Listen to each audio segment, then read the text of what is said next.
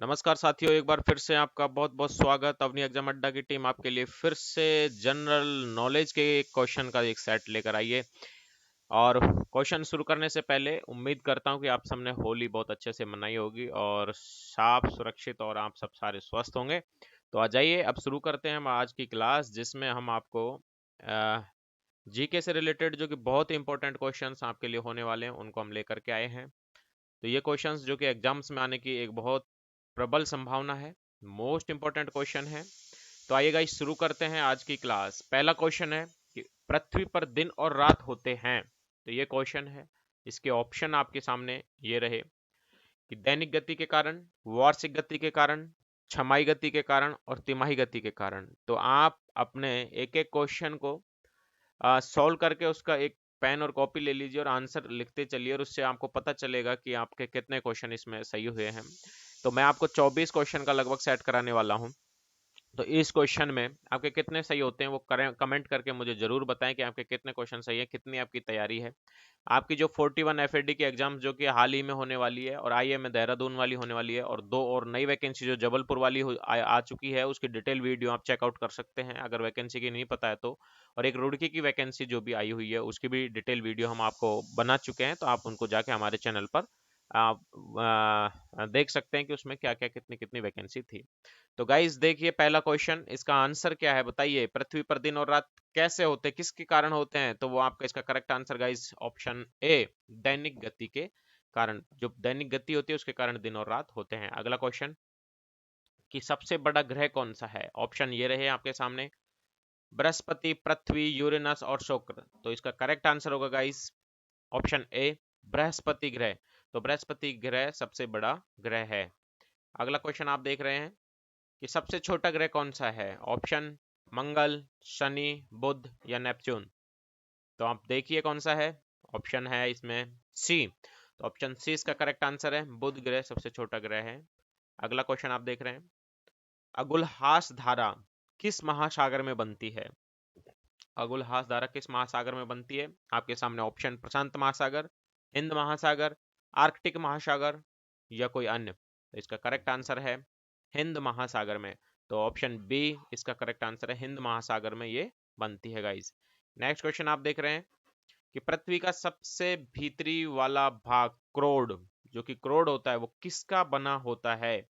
तो किसका बना होता है गाइस? ऑप्शन है आपके पास तांबा और जस्ता, निकिल और तांबा, लोहा और जस्ता, लोहा और निकिल। तो इसका करेक्ट आंसर है ऑप्शन डी, लोहा और निकिल। तो पृथ्वी का सबसे भीतरी भाग है जो क्रोड है, वो लोहा और निकिल का बना होता है। नेक्स्ट क्वेश्चन है, मैग्नीज के उत्पादन में भारत का दूसरा स्थान है और प्रथम देश कौन सा है? तो आपको ये भी ध्यान रखना है कि अगर क्वेश्चन आ जाए कि मैग्नीज उत्पादन में भारत का कौन सा स्थान है, तो वो दूसरा स्थान है।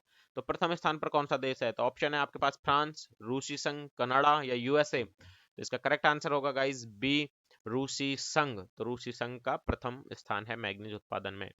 अगला क्वेश्चन आप देख रहे हैं कि निम्नलिखित में से कौन देश कोयले का सबसे बड़ा उत्पादक है? तो देखिए, ब्राजील, भारत, अमेरिका या चीन। सबसे बड़ा उत्पादक, सबसे ज्यादा कोयला कहाँ निकाला जाता है? इसका करेक्ट आंसर होने वाला है गाइस, करेक्ट आंसर है इसका ऑप्शन सी, अमेरिका में। तो अमेरिका में निकलता है। नेक्स्ट क्वेश्चन, इनमें से किसको जापान का मैनचेस्टर कहा जाता है? आपने सुना होगा जापान का मैनचेस्टर कौन है, किसको कहा जाता है जापान का मैनचेस्टर? आपके सामने ऑप्शन है ओसाका, टोक्यो, नागासाकी या याकोहामा। तो आप जरूर बताइए, शायद आपको याद ना हो। याद ना हो तो कोई बात नहीं, आंसर देख लीजिए। इसका ऑप्शन ए, ओसाका को जापान का मैनचेस्टर कहा जाता है। नेक्स्ट क्वेश्चन है गाइस कि भारत के स्वतंत्रता संघर्ष के दौरान दक्कन एजुकेशनल सोसाइटी नामक संस्था की स्थापना किसने की थी? तो आपके सामने ऑप्शन है जवाहरलाल नेहरू, रविंद्रनाथ टैगोर, बाल गंगाधर तिलक और व्योमेश चंद्र बनर्जी। एक बार क्वेश्चन को फिर देख लें, डेक्कन एजुकेशनल सोसाइटी नामक संस्था की स्थापना किसने की थी? तो इसका करेक्ट आंसर है गाइस बाल गंगाधर तिलक, ऑप्शन सी। इन्होंने डेक्कन एजुकेशनल सोसाइटी नामक संस्था की स्थापना की थी। नेक्स्ट क्वेश्चन आप देख रहे हैं कि 1857 के गदर के समय भारत का गवर्नर जनरल कौन था? जो 1857 की जो क्रांति हुई थी, उस समय भारत का गवर्नर जनरल कौन था? ऑप्शन है आपके पास Lord Canning, Neil Armstrong, John Mathai या अन्य। तो आप ऑप्शन देख के समझ गए होंगे, क्योंकि लॉर्ड कैनिंग, क्योंकि नील आर्मस्ट्रॉन्ग तो चंद्र यात्री था और जॉन मथाई ये सारे हैं नहीं, तो ये लॉर्ड कैनिंग है, यही ऑप्शन इसमें होने वाला है। नेक्स्ट क्वेश्चन आप देखेंगे कि भारत भारतीयों के लिए ये नारा किस संस्था ने दिया था। तो भारत भारतीयों के लिए है, ये नारा किस संस्था ने दिया है, तो वो आपके सामने ऑप्शन है अशासकीय संस्था, आर्य समाज, ब्रह्म समाज या कोई अन्य। तो इसका करेक्ट आंसर गाइस बताइए आप मेरे को जल्दी से, अगर नहीं पता है तो ये चेक कर लीजिए। ऑप्शन बी, आर्य समाज ने। अगला क्वेश्चन आप देख रहे हैं कि विंध्याचल और सतपुड़ा पहाड़ियों के बीच से होकर बहने वाली नदी कौन सी है। तो विंध्याचल और सतपुड़ा पहाड़ियों के बीच में होकर जो नदी बहती है उसका नाम क्या है। ऑप्शन आपके सामने नर्मदा, सिंधु नदी, कोसी नदी, गोदावरी नदी। आपको थोड़ा ज्योग्राफी के बारे में नॉलेज होनी चाहिए। आप अपना मैप लेके आए, इंडिया का मैप, और उसमें ये सारी चीजें देखें कि कहाँ पे विंध्याचल और कहाँ सतपुड़ा है, और फिर ऑप्शन में देखें कि नर्मदा नदी कहाँ बहती है और सिंधु कहाँ बहती है, कोसी कहाँ बहती है, गोदावरी कहाँ बहती है। अगर इनको आप चीजों को आप देख लेंगे तो आपको पता भी नहीं होगा ना कि विंध्याचल और सतपुड़ा के बीच में होकर कौन सी नदी गुजरती है, तो भी आप इसमें आंसर बता सकते हैं। तो इसका ऑप्शन है नर्मदा। तो नर्मदा नदी विंध्याचल और सतपुड़ा पहाड़ियों के बीच में होकर निकलती है या बहती है। नेक्स्ट क्वेश्चन है कि इन्वेस्टर प्रोटेक्शन फंड किस संस्था ने स्थापित किया था। ऑप्शन है आपके पूंजी मुद्दे ने, डीएलएफ ने, सेबी ने और कोई अन्य, या इनमें से कोई नहीं। तो आपका इसका करेक्ट आंसर सी है, सेबी ने। तो इन्वेस्टर प्रोटेक्शन फंड जो है वो सेबी ने किया था। अगला क्वेश्चन आप देख रहे हैं, कुंडापुर और करवार कच्छ वनस्पति स्थान कहाँ स्थित है। कुंडापुर और करवार कच्छ वनस्पति ये कहाँ मिलती है। तो आपके सामने ऑप्शन केरल, कर्नाटक, तमिलनाडु और त्रिपुरा। तो करेक्ट आंसर इसका गाइस कर्नाटक होने वाला है। तो कर्नाटक में ये कुंडापुर और करवार कच्छ वनस्पति मिलती है। नेक्स्ट है आपका कि भारत की प्रथम बहुउद्देशीय परियोजना किस नदी पर बनाई गई थी। तो ऑप्शन है आपके पास कावेरी, गंडक, दामोदर और यमुना नदी। तो प्रथम बहुउद्देशीय परियोजना किस नदी पर बनाई गई थी गाइस, तो वो ये दामोदर नदी पर बनाई गई थी, आप ये याद रखें। अगला क्वेश्चन है आपके सामने कि भारत में प्रथम स्थापित परमाणु संयंत्र एटॉमिक प्लांट कौन सा है। तो ऑप्शन है आपके पास तारापुर परमाणु संयंत्र, कैटोनोएम परमाणु संयंत्र, कुडनकुलम परमाणु संयंत्र या कोई और। तो इनमें से आपको बताना यह है कि प्रथम स्थापित कौन सा है, प्रथम परमाणु संयंत्र कौन सा स्थापित किया था तो भारत में, तो वो किया था तारापुर परमाणु संयंत्र। तो इसका करेक्ट आंसर ए होने वाला है गाइस। अगला क्वेश्चन देखिए कि यूनाइटेड किंगडम यूके में शामिल है निम्न में से बताइए कौन कौन से। ऑप्शन है आपके पास इंग्लैंड और उत्तरी आयरलैंड और वेल्स, स्कॉटलैंड और वेल्स, और ऑप्शन है डी में आएगा ए और डी। ए और डी ये गाइस थोड़ा कंफ्यूजिंग है, इसका आंसर हम आपको अगली वीडियो में बताएंगे कंफर्म करके कि ये ऑप्शन के हिसाब से ये गलत इसमें दे रखा है, ए और डी कैसे हो सकता है।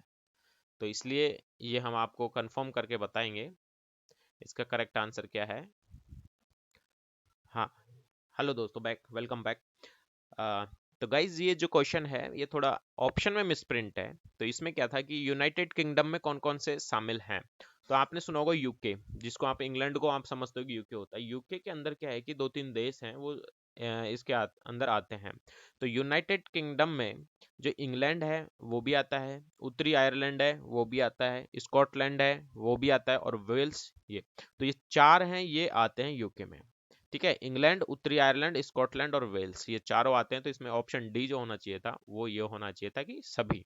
तो इसलिए मैं कंफ्यूज हो गया था कि यार ए एंड डी क्या है, क्योंकि ए एंड डी में तो कुछ था ही नहीं। तो इस तरीके से इसका इंग्लैंड और उत्तरी आयरलैंड भी आंसर है, उत्तरी आयरलैंड और वेल्स भी इसका ये है, स्कॉटलैंड और वेल्स की है। तो आपका ऑप्शन डी आएगा, इसमें आएगा उपरोक्त सभी। तो इसका करेक्ट आंसर आपका हो जाएगा उपरोक्त सभी। ठीक है, तो ऑप्शन डी आएगा, जिसमें आप चेंज कर लें, ए एंड डी की जगह है उपरोक्त सभी, या ए बी सी तीनों। नेक्स्ट क्वेश्चन है आपका कि आगरा शहर को किसने बसाया है। आपके सामने ऑप्शन है सिकंदर लोदी, अकबर, बहलोल लोदी और शाहजहां। तो आगरा को किसने बसाया गाइस, तो आगरा को बसाया सिकंदर लोदी ने।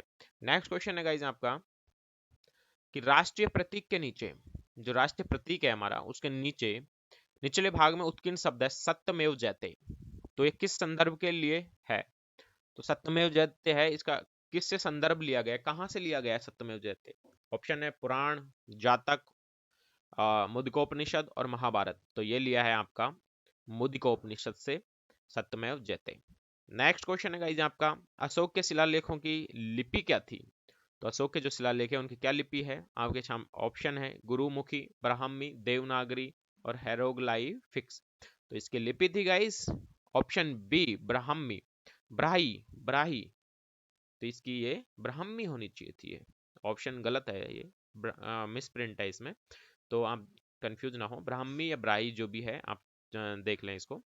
नेक्स्ट क्वेश्चन है आपका कि बिहू निम्नलिखित में से किसका लोकप्रिय उत्सव है? आपके पास ऑप्शन है आसाम, उड़ीसा, बिहार और बंगाल। तो बिहू नृत्य कहाँ का है, या बिहू नृत्य भी होता है बिहू, ये उत्सव है, ये कहाँ का होता है? तो ये असम का होता है। आप याद रखें, बहुत इंपॉर्टेंट क्वेश्चन है, कई बार आ चुका है और मेरे भी एक एग्जाम में आया था, मैंने एक एग्जाम दिया था पहले कभी, तो उसमें भी आया था बहुत पहले। तो ये आता है गाइज, बहुत अच्छा क्वेश्चन है। अगला क्वेश्चन देखिए, विवेकानंद रॉक मेमोरियल कहाँ स्थित है? तो विवेकानंद रॉक मेमोरियल कहाँ स्थित है? ऑप्शन है आपके पास अंडमान निकोबार, लक्षद्वीप, केरल या तमिलनाडु। तो इसका करेक्ट आंसर आपके सामने है तमिलनाडु। तो तमिलनाडु में विवेकानंद रॉक मेमोरियल स्थित है। अगला आप क्वेश्चन देख रहे हैं कि महात्मा गांधी को राष्ट्रपिता के रूप में उल्लेख सबसे पहले किसने किया था? तो राष्ट्रपिता की उपाधि महात्मा गांधी को सबसे पहले किसने दी थी, या राष्ट्रपिता किसने कहा था? तो ऑप्शन है सुभाष चंद्र बोस, जवाहरलाल नेहरू, वल्लभ भाई पटेल और इनमें से कोई नहीं। तो आपका करेक्ट आंसर, और ये आपको याद होना चाहिए कि कौन सा है, तो वो सुभाष चंद्र बोस जी हैं, उन्होंने राष्ट्रपिता की रूप में उल्लेखित किया था। आज का लास्ट क्वेश्चन, प्रथम गोलमेज सम्मेलन कहाँ हुआ था? तो प्रथम गोलमेज सम्मेलन कहाँ हुआ था? नई दिल्ली में या लंदन में या मुंबई में या इनमें से कोई नहीं। तो इसका करेक्ट आंसर गाइज लंदन में है, ऑप्शन बी। और इसी के साथ ये हमारे 24 क्वेश्चन पूरे होते हैं, और इससे आगे के क्वेश्चन की सीरीज बहुत जल्द लेके आने वाला हूँ। तो अगली वीडियो का आप इंतजार करते रहें, इनको रिवाइज करते रहें, कमेंट करके बताएं कितने क्वेश्चन आपके करेक्ट हुए। और आपको वीडियो अच्छी लगी तो लाइक करें, शेयर करें और सब्सक्राइब करें। जिन्होंने चैनल को सब्सक्राइब कर लिया लेकिन बेल आइकन नहीं दबाया, वो बेल आइकन भी दबा लें, जिससे कि नोटिफिकेशन आपको तुरंत मिलता रहे। तो thank you so much guys, और आप अपनी तैयारी में लग जाइए, होली वोली आप सारी निकल चुकी हैं। तो इसी के साथ चिड़िया उड़ चुकी है और ये वीडियो का दी एंड हो चुका है। तो नेक्स्ट वीडियो में फिर मिलते हैं गाइज, तब तक के लिए सफक है।